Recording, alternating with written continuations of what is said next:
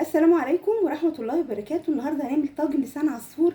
هنعمله النهارده بصدور الفراخ، بس النهارده انا مش هعمله في طاجن، انا هعمله في الطاسة. هعمل في البداية البانيه او صدور الفراخ اللي انا جايباها، انا مقطعاها مكعبات زي ما انتم شايفين، وعلى طول بعديها هنعمل لسان العصفور.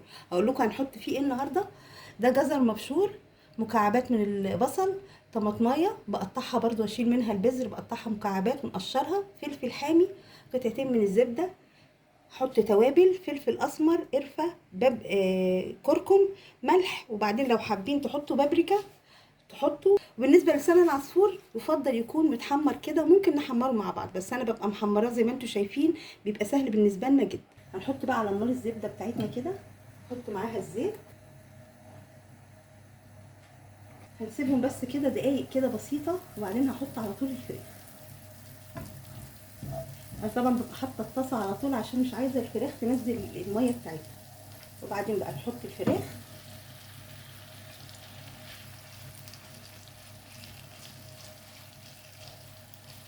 هنديها بس ايه تحميره كده، هديها بس تشويحه، ونحط لها بقى جزء كده من الجزر والبصل والطماطم والفلفل الحامي، كله بقى مع بعض كده. وبعدين هنزل برده بالتوابل، وبعدين هننزل بقى بالتوابل، وهنحط كمان معلقه من دبس الرمان، بتدي طعم حلو جدا للفراخ. اي حاجه بنحب نشويها بنحط لها دبس الرمان، بصراحه حلو جدا.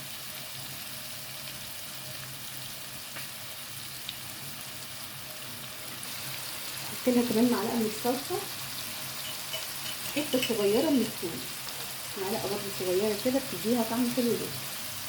وهقلبها بقى تقليبه كده، بصوا تبدا بقى على الجنبين تتحمر، تبقى حلوه جدا الفراخ دي. على فكره كمان ممكن نعمل جنبها رز ابيض، بتبقى بصراحه في منتهى الجمال.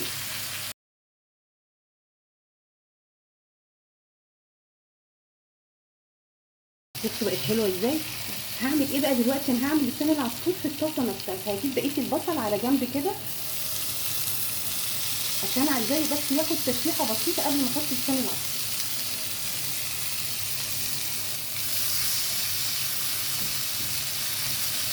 هسيبه كده، وبعدين هطلع بقى الفراخ بتاعتنا. بصوا بقت حلوه جدا.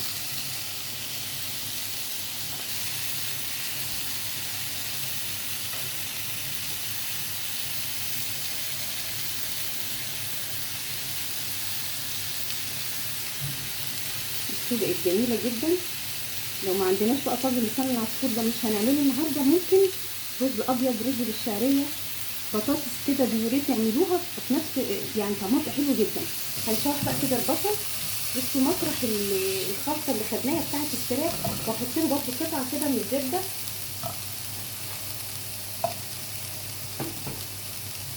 وبرده رشه كده من الزيت بسيطه.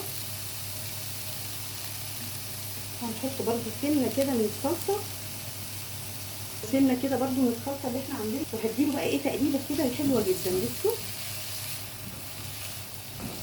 ان شاء الله يبقى حلو جدا. نحط له برده رشه من دبس الرمان اللي بيحبه، احنا حاطينه في الخلطه بتاعت الفراخ. وهنكمل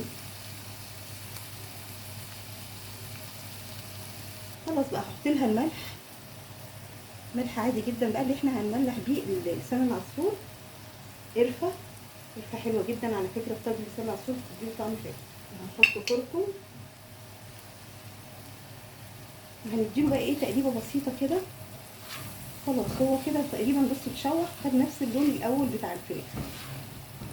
بحط بقى لسان العصفور، احط لسان العصفور، وبعدين بقى هنشوحه كده، نديله تقليبه حلوه كده مع البصل.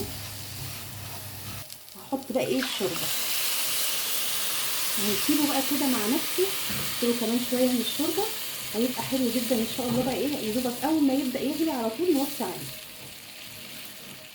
بصوا بقى لسان العصفور طالع حلو ازاي، بصوا فلفل وجميل جدا. بصوا ده بقى كمان من احلى الحاجات اللي بتبقى بصراحه في العزومات. طاجن لسان العصفور ده بصراحه بيبقى مطلوب جدا. هنقدمه كمان مع بعض، لو حابين تحطوه عشوائي تحطوه في اي قالب عشان يدي شكل حلو خالص. هحط انا بقى في القالب ده كده علشان برضو يبقى شكله حلو.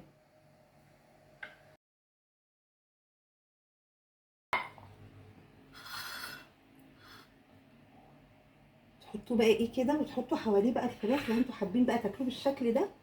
هنحط حواليه بقى كده الفراخ، لكل واحد حابب ايه القطعه بتاعته ياخدها.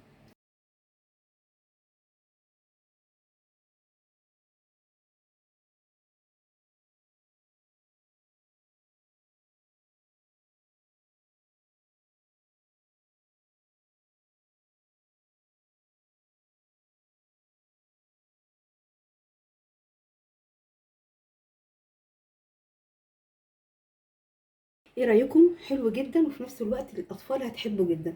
برضو لو في عزومه، من الحاجات المحببه جدا، جربوه ان شاء الله، سهل وبسيط جدا. ان شاء الله يعجبكم باذن الله، واشوفكم على خير. السلام عليكم ورحمه الله وبركاته.